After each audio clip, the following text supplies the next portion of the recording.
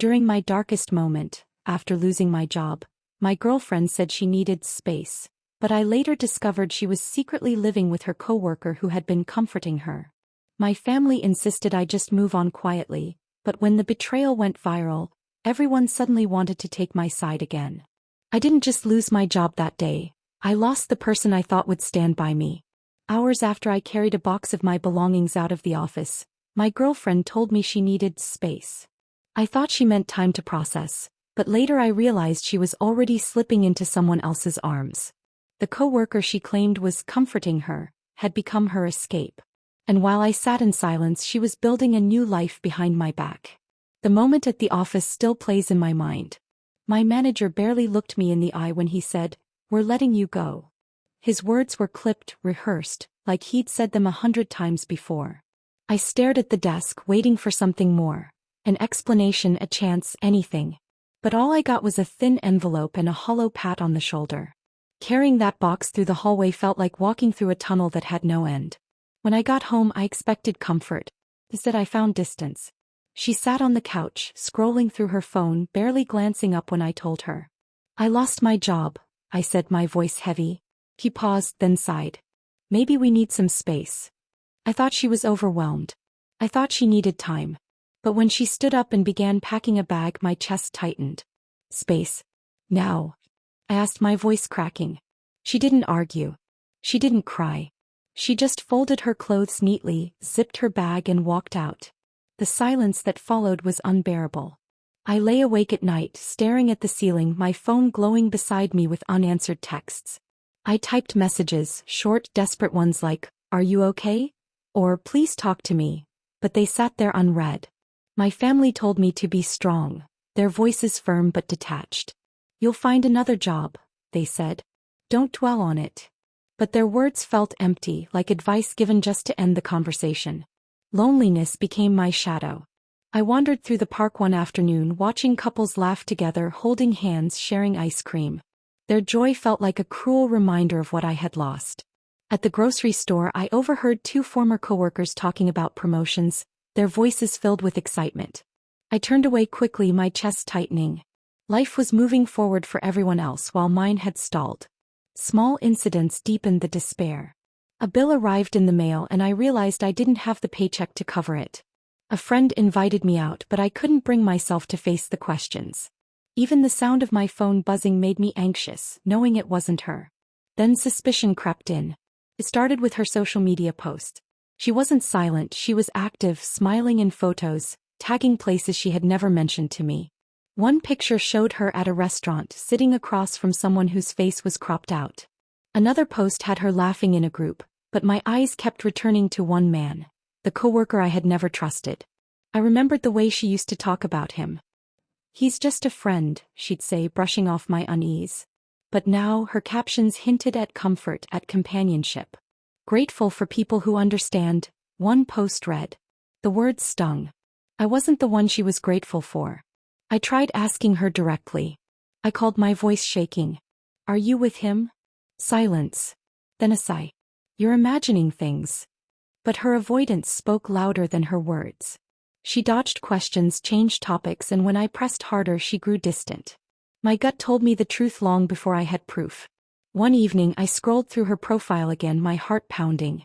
A photo appeared, her smile wide, her hand resting on the table, and beside her, barely visible, was his watch. I recognized it instantly. He had worn it at a company dinner months ago.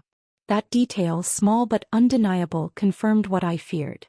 I sat there in the dim light of my apartment, the box from my job still in the corner, untouched. My life had collapsed in more ways than one. Losing my job was devastating, but losing her, watching her slip away into someone else's arms, was a betrayal I couldn't ignore. The silence of those weeks became unbearable. Every unanswered text, every ignored call, every post she made with him chipped away at me. My family's advice to move on quietly echoed in my head, but I couldn't. Not yet. Something inside me refused to let this betrayal go unnoticed.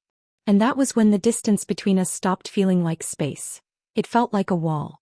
A wall she had built with someone else, while I stood on the other side, alone, staring at the pieces of a life I no longer recognized. The wall between us had grown too thick to ignore. I could feel it every time I scrolled through her posts, every time I saw her smiling in places she never mentioned to me. My gut told me something was wrong, but I needed proof. Proof that the space she claimed to need wasn't just distance. It was deception. It started with whispers. A friend from work pulled me aside one evening, his voice low, hesitant. "I don't want to hurt you, but..." I saw her. She wasn't alone. My stomach tightened. He didn't say much more, just that she had been spotted with someone familiar. The name lingered in the air like smoke, her coworker. The same man I had always felt uneasy about. I brushed it off at first, telling myself it was coincidence. But then late one night I stumbled across a photo online. She was tagged at a dinner party, her smile wide, her hand resting on the table. And beside her, cropped halfway out of the frame, was him. His watch gleamed under the light, the same one I had seen him wear at company events. That detail, small but undeniable, made my chest ache. I stared at the photo for hours, my mind racing. She wasn't just taking space. She was living with him. The realization hit me harder than losing my job. My darkest moment had become her excuse to walk into someone else's arms. I couldn't hold it in any longer. I called her, my voice trembling. "Where are you? Are you with him?" Silence stretched on the line, heavy and suffocating. Finally she sighed. "You're imagining things." Her denial only fueled my anger. "Don't lie to me. I saw the photo. I know you're with him." There was a pause, then her tone shifted, cold, detached. "He's been comforting me. You weren't there. I needed someone."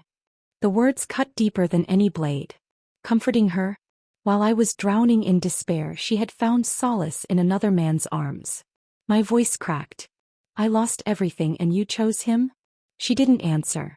The silence was louder than any confession. The storm inside me grew unbearable. Anger, humiliation, disbelief, all tangled together. I replayed every moment in my head. The way she packed her bag, the way she avoided my calls, the way she smiled in those photos. My darkest moment had been twisted into her justification for betrayal. I turned to my family, desperate for support.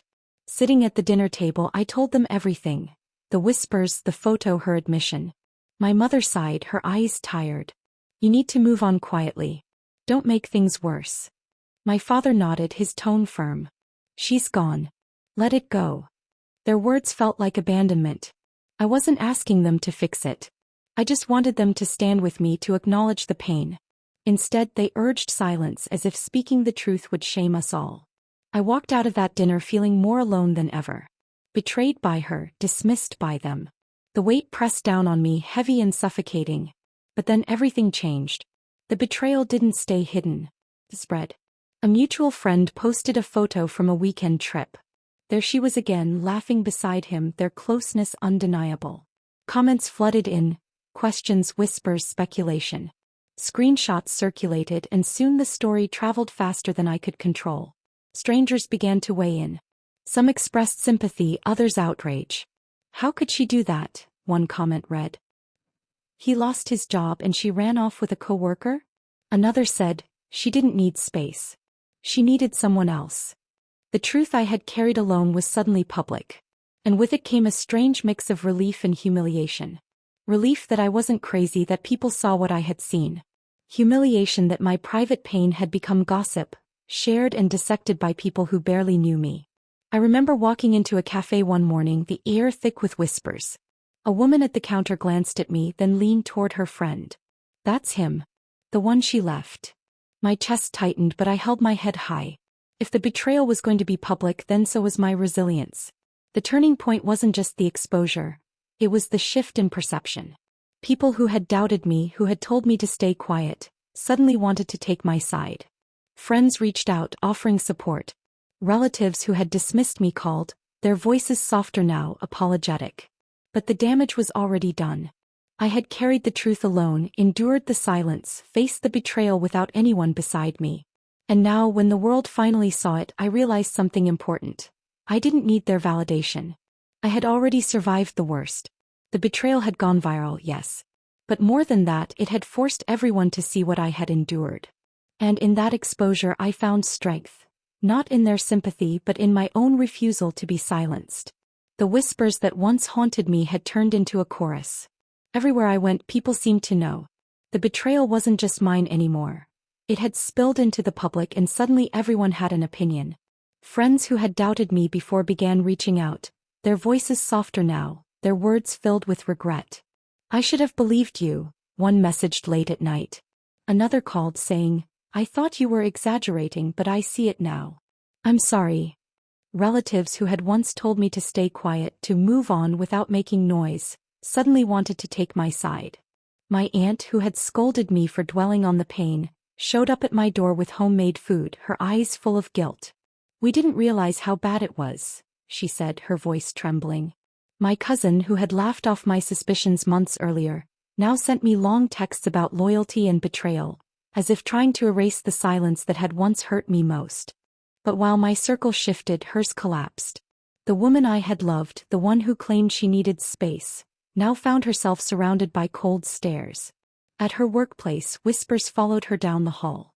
Co-workers who once admired her avoided eye contact, their conversations cutting off when she entered the room. I heard from a friend that even her manager had pulled her aside, warning that her personal choices were affecting her professional image. Neighbors who used to greet her warmly now crossed the street to avoid her. At the local cafe, I saw her once, sitting alone at a corner table. No one joined her. No one waved. The man she had chosen over me sat across from her, his shoulders tense, his eyes darting nervously. His reputation had crumbled too. Friends distanced themselves, colleagues questioned his integrity, and even his family began to whisper about the shame he had brought upon them. The collapse of their image was not something I orchestrated, it was the natural consequence of truth. And yet, watching it unfold gave me a strange sense of justice. For weeks I had carried the weight alone. Now the world carried it with me. Then came the moment I never expected. Her family reached out. Her mother called first, her voice hesitant. "Can we talk?" she asked. I agreed, though my chest tightened with anger. When we met, she looked at me with eyes that had lost their certainty. "We defended her," she admitted. "We thought you were bitter. We didn't believe you. But now we see it. We were wrong." Her father followed days later, stopping me outside the grocery store. He placed a hand on my shoulder, his tone heavy. "I judged you too quickly. I thought you were just hurt and exaggerating. I didn't want to believe she could do something like this. I'm sorry." Their apologies didn't erase the pain, but they mattered. They were proof that even those who had stood against me eventually had to face the truth. My own family shifted too. The same voices that once told me to stay quiet now spoke differently. My mother, who had urged me to move on, began calling every evening asking how I was holding up. My father, who had dismissed my anger, now sat with me in silence, his presence steady, his tone softer. My siblings, who had once rolled their eyes at my frustration, now defended me fiercely when others tried to minimize what had happened. It was strange watching the tide turn. The silence that had once isolated me was replaced by support, by voices that finally acknowledged the betrayal. And yet I couldn't forget how alone I had felt when I needed them most. One evening I sat in my apartment, the glow of my phone lighting up the room as messages poured in. Friends, relatives, even strangers, all offering sympathy, all acknowledging the truth. I thought about the journey, the collapse of my job, the distance she created, the discovery of her betrayal, the storm that followed. And now the fallout. The betrayal had scarred me deeply. It had stripped away trust, left me questioning everything I thought I knew. But it had also revealed something I hadn't expected: strength. Strength to face the truth even when no one believed me. Strength to endure the silence, the humiliation, the whispers. Strength to stand tall when the world finally saw what I had carried alone. I realized something important in those quiet moments of reflection.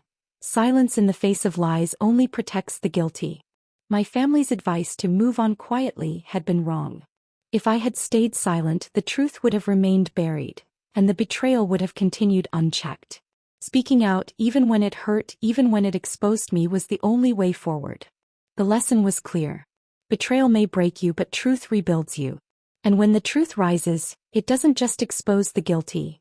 It strengthens the ones who refuse to be silenced. As I closed my eyes that night, I felt lighter.